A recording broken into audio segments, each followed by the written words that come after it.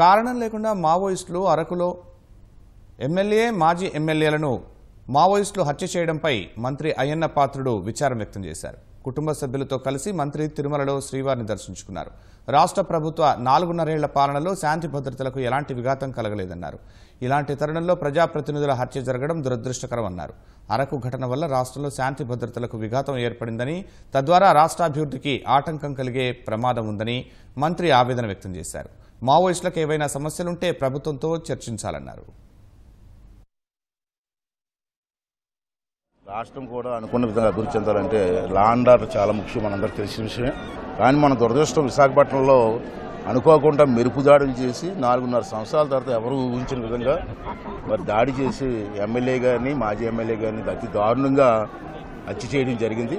ఏ కారణం లేకుండా అన్యాయంగా చంపడం అనేది దారుణమైన విషయం. ఇది పద్ధతి కాదు.